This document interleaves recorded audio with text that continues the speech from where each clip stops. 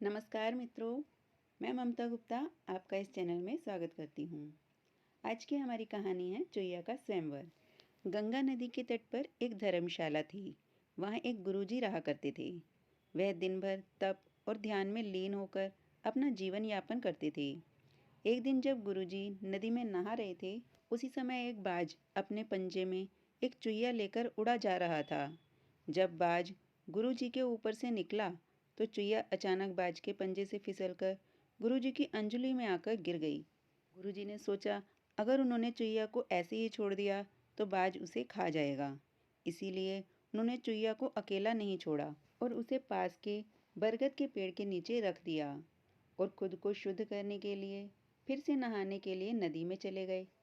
नहाने के बाद गुरुजी ने अपनी शक्तियों का इस्तेमाल करके चुहिया को एक छोटी लड़की के रूप में बदल दिया और अपने साथ आश्रम ले गए। गुरुजी ने आश्रम पहुंचकर सारी बात अपनी पत्नी को बताई और कहा कि हमारी कोई संतान नहीं है, इसीलिए इसे ईश्वर का वरदान समझकर स्वीकार करो और इसका अच्छे से लालन पालन करो। फिर उस लड़की ने स्वयं गुरुजी की देखरेख में धर्मशाला में पढ़ना लिखना शुरू कर दिया। लड़की पढ़ने में बहुत ही होशियार थी। यह देखकर गुरुजी और उनकी पत्नी को अपनी बेटी पर बहुत गर्व होता था।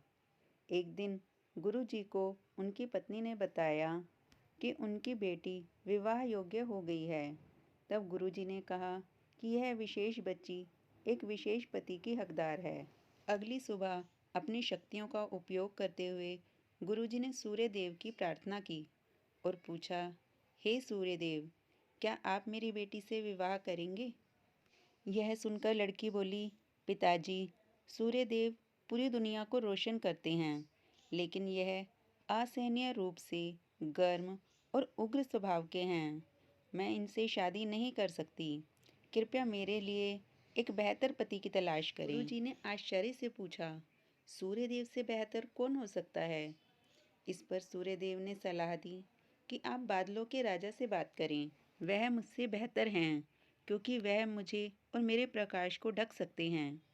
इसके बाद गुरुजी ने अपनी शक्तियों का उपयोग करके बादलों के राजा को बुलाया और कहा, कृपया मेरी बेटी को स्वीकार करें। मैं चाहता हूँ कि अगर मेरी बेटी की स्वीकृति हो तो आप उससे शादी करें। इस पर बेटी ने कहा, पिताजी, बादलों का राजा काला, गीला और बहुत ठंडा होता है। मैं उससे शादी नहीं करना चाहती। कृपया मेरे लिए एक बेहतर पति की तलाश करें। गुरुजी ने फिर आश्चर्य से पूछा, भला बादलों के राजा से भी बेहतर कौन हो सकता है? बादलों के राजा ने सलाह दी, गुरुजी, आप हवाओं के भगवान वायुदेव से बात करें। वह मुझसे बेहतर हैं, क्योंकि वह मुझे कहीं भी उड़ाकर ले जा सकते हैं। इसके बाद गुरुजी ने फिर से अपनी शक्तियों का उपयोग करते हुए वायुदेव को बुलाया और कहा, कृपया मेरी बेटी के साथ विवाह स्वीकार करें, अगर वह आपको चुनती है। लेकिन बेटी ने वायुदेव से भी विवाह करने से इनकार कर दिया और कहा, पिताजी, वायुदेव बहुत तेज हैं।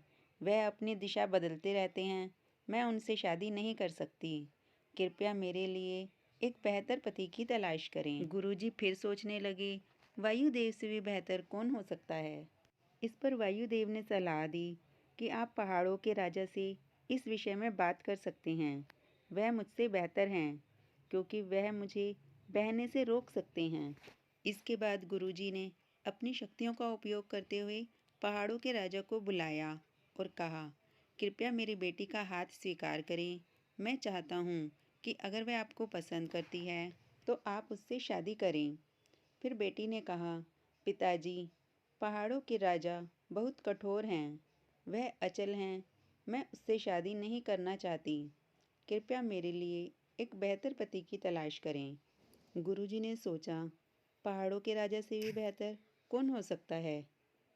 पहाड़ों के राजा ने सलाह दी, गुरुजी, आप चूहे के राजा से बात करके देखिए। वह मुझसे बेहतर हैं, क्योंकि वह मुझ में छेद कर सकता है। आखिर में गुरुजी ने अपनी शक्तियों का उपयोग करके चूहे के राजा को बुलाया और कहा, कृपया मेरी बेटी का हाथ स्वीकार करें। मैं चाहता हूँ कि आप उससे शादी करें, अगर वह आपसे शादी करना चाहे। जब बेटी चूहे के राजा से मिली तो वह खुश होकर शादी के लिए राजी हो गई। गुरु ने अपनी बेटी को एक सुंदर चुईया के रूप में वापस बदल दिया। इस प्रकार गुरुजी की बेटी चुईया का स्वयंवर संपन्न हुआ।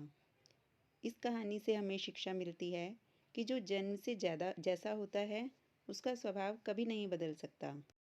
अगर आपको ये कहानी अच्छी लगी हो तो वीडियो को लाइक करें, ज़्यादा से ज़्यादा शेयर करें। इस तरह की और कहानियाँ सुनने के लिए चैनल को सब्सक्राइब कर लें। धन्यवाद दोस्तों।